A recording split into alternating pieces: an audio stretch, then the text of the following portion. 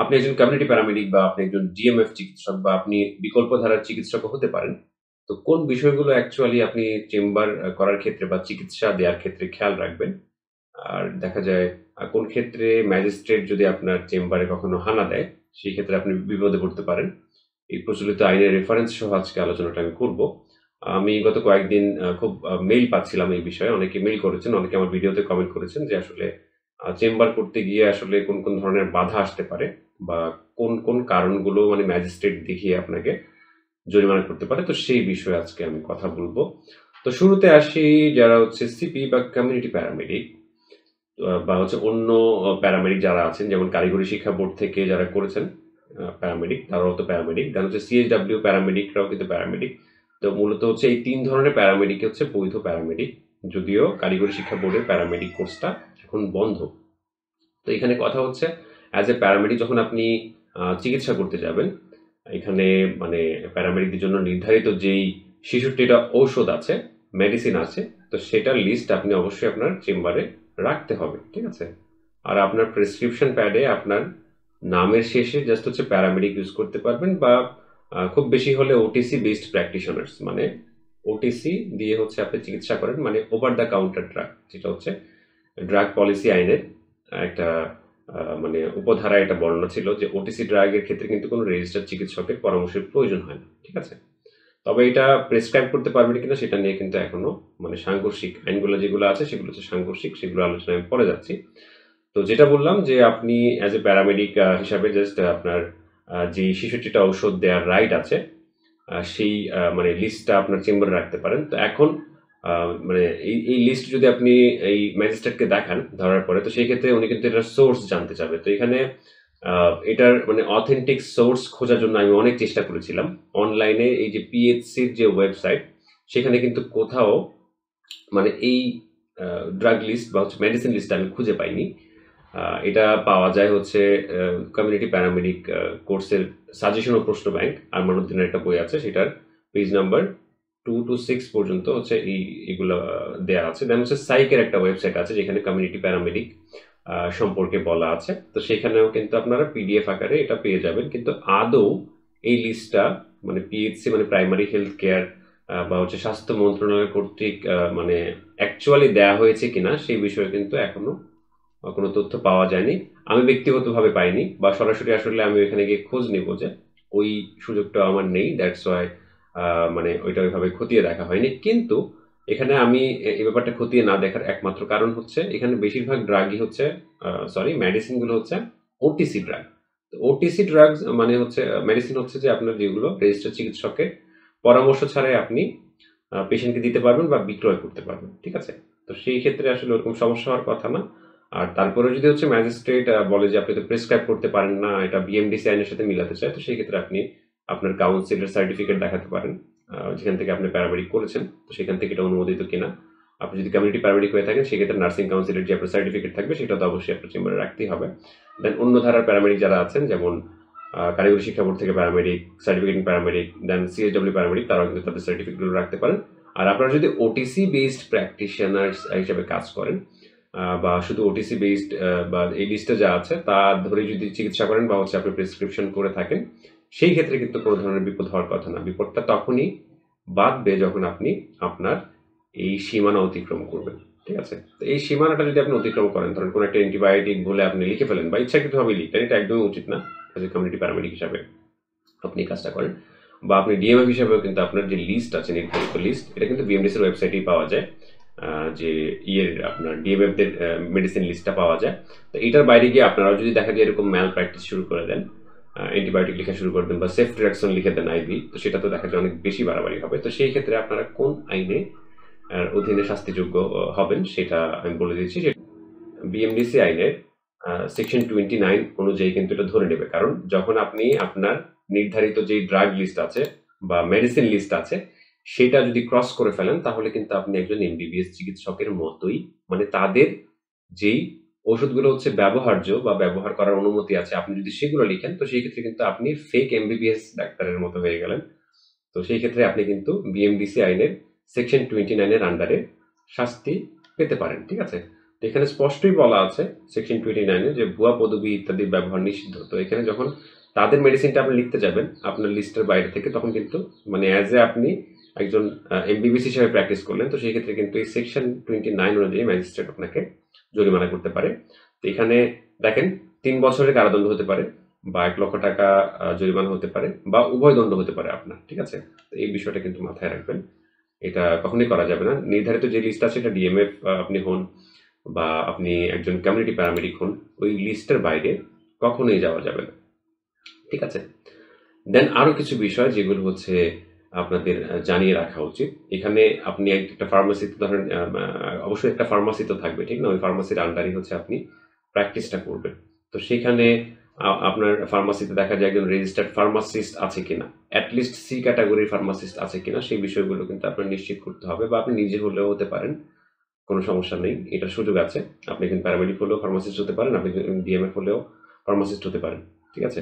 তো এখানে মানে যদি কোনো কারণে ওই ফার্মাসিস্ট না থাকে বা আপনি যদি শুধু বিক্রির জন্য ফার্মাসিটা দিয়ে থাকেন, তো সেই ক্ষেত্রে কিন্তু মানে আইনের বিধান আছে, যে বিধান অনুযায়ী কিন্তু আপনি শাস্তি পাবেন। তো সেগুলো আমি পরে দেখাচ্ছি, যেহেতু আজকে আলোচনাটা হচ্ছে মানে কমিউনিটি প্যারামেডিক আর হচ্ছে ডিএমএফদের নিয়ে আলোচনা করছি, তো সেটাই থাকুক, ওটা অন্য একটা ভিডিওতে আমি আলোচনা করবো।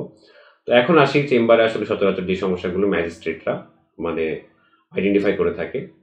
তো শুরুতেই হচ্ছে আপনার যে বিষয়টা মানে আপনার লাইসেন্স আছে কিনা। এই যে ওষুধ আপনি ব্যবসা করছেন বা ওষুধ দিয়ে প্র্যাকটিস করছেন, ঠিক আছে, বাট এটা তো দেখা যায় ওষুধ মানে মজুদ রাখার জন্য বা চেম্বারে রাখার জন্য একটা লাইসেন্স প্রয়োজন হয়। ড্রাগ লাইসেন্স আপনার আছে কিনা, ম্যাজিস্ট্রেট কিন্তু এসে ফার্স্টে আপনার এটাই খুঁজবে। যখন আপনি মানে মোটামুটি কনভিন্স করে ফেলতে পারবেন যে মানে আপনি অ্যাজ এ রেজিস্টার্ড প্যারামেডিক হিসেবে প্র্যাকটিস করছেন বা রেজিস্টার্ড ডিএমএফ হিসেবে প্র্যাকটিস করছেন, তো সেই ক্ষেত্রে কিন্তু উনি মানে আপনার লাইসেন্স আছে কিনা সেটার দিকে যাবে।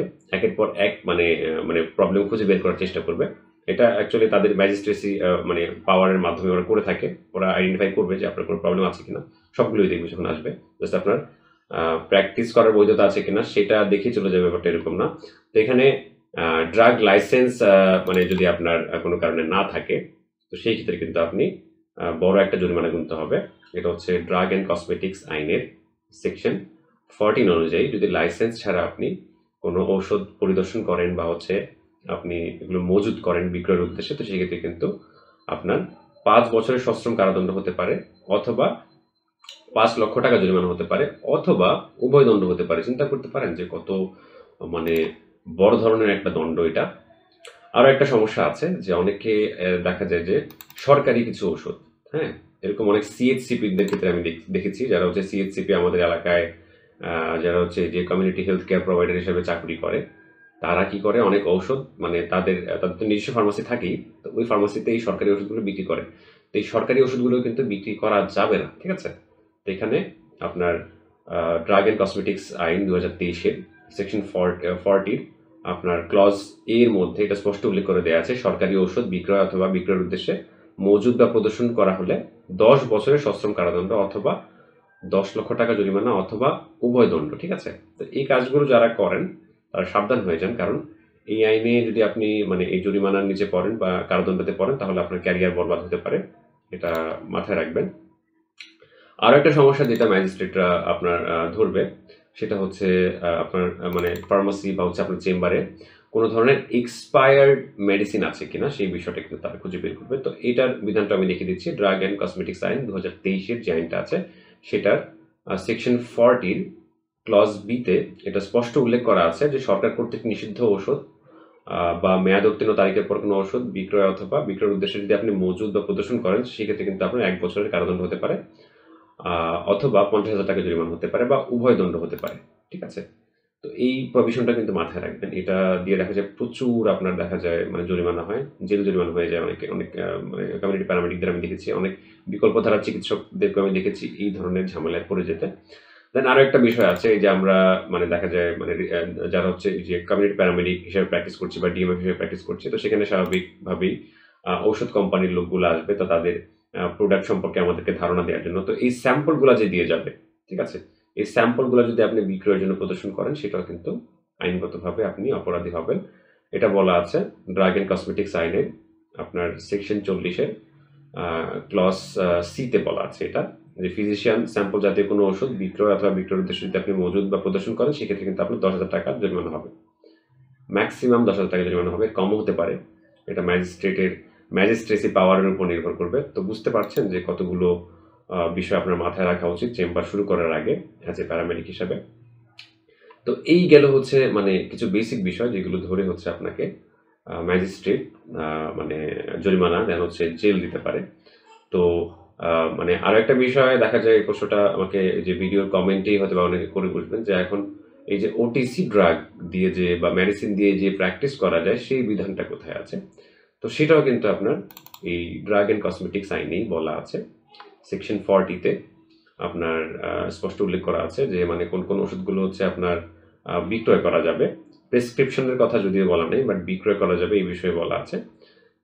যে মানে OTC over the counter drug, মানে এটা দেখেন এই যে ক্লজ আপনার ডি এর মধ্যে উল্লেখ আছে ওভার দ্য কাউন্টার, মানে ওষুধ ছাড়া রেজিস্টার চিকিৎসকের ব্যবস্থাপত্র ব্যতীত অ্যান্টিবায়োটিক বা অন্য কোনো ওষুধ বিক্রি করতে পারবে না। এখানে এখানে এই সেকশনটার মধ্যে বলা আছে আর কি যে কোনো ওষুধগুলো বিক্রি করা যাবে না। তো এখানে এই ওভার দ্য কাউন্টার ড্রাগ মানে ওটিসি ড্রাগটা কিন্তু একটা এক্সেপশন, মানে ব্যতিক্রমের মধ্যে পড়ে। তো দ্যাট মিনস আপনি ওভার দ্য কাউন্টার ড্রাগগুলো বা মেডিসিনগুলো কিন্তু বিক্রি করতে পারবেন, ঠিক আছে।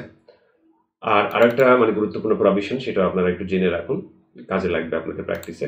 তো এখানে অনেক ক্ষেত্রেই মানে অনেক ফার্মাসিস্ট দেখা যায় ভাই বোনরা হচ্ছে পরবর্তীতে কমিউনিটি প্যারামেডিক করেন, আবার অনেকে আছে যে অনেকের দেখা যায় ফার্মাসি কয়েকটা থাকে। তো সেই ক্ষেত্রে সেখানে ফার্মাসিস্ট বসিয়ে রাখেন বা অন্য এমন কোনো লোককে বসিয়ে রাখেন যার কোনো এরকম সার্টিফিকেট নাই, রেজিস্টার্ড ফার্মাসিস্ট না, সেই ক্ষেত্রে কিন্তু আপনার সমস্যা হতে পারে। তো এখানে সেকশন 45-এর এই বিধানটা আপনাদেরকে একটু দেখাই যে আপনি দেখা যায় রেজিস্টার্ড ফার্মাসিস্ট হলে কতগুলো সুবিধা।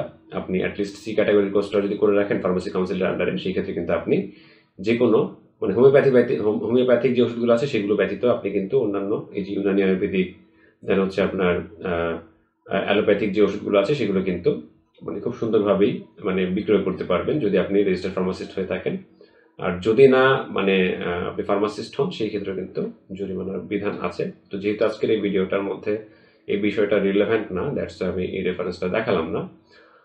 তো আশা করি আজকের এই ভিডিও দেখার পর অ্যাটলিস্ট আপনারা যারা এই অনিয়মগুলো আপনাদের চেম্বারে করছেন তারা একটু সাবধান হয়ে যাবেন। আশা করি তারা দেখা যায় এই বিষয়গুলোর উপর দেখা যায় একটু আমল করবেন যেন এই ধরনের সমস্যা না হয়। আপনার ফার্মাসিতে যেন কোনো প্রকার হচ্ছে এক্সপায়ার মেডিসিন না থাকে, স্যাম্পল না থাকে, পাশাপাশি দেখা যায় মানে কোনো গভর্নমেন্ট যে টাইপের হচ্ছে মেডিসিনগুলো আছে সরকারি হাসপাতাল থেকে যেগুলো দেওয়া হয় সেগুলো যেন না থাকে, এই বিষয়গুলো খেয়াল রাখবেন। তো এই হচ্ছে ব্যাপার। তারপরে যদি কোনো কারো প্রশ্ন থাকে সেই ক্ষেত্রে আপনারা কমেন্ট সেকশনে কমেন্ট ছুড়েন, আমি চেষ্টা করবো সেখান থেকে অ্যান্সার দেওয়ার। আর কোনো প্রকার ফোন দেওয়ার আমাকে প্রয়োজন নাই, আমি কমেন্ট সেকশন থেকে আপনাদের অ্যান্সারগুলো দেওয়ার চেষ্টা করবো। তো সকলে ভালো থাকবেন, আল্লাহ হাফিজ।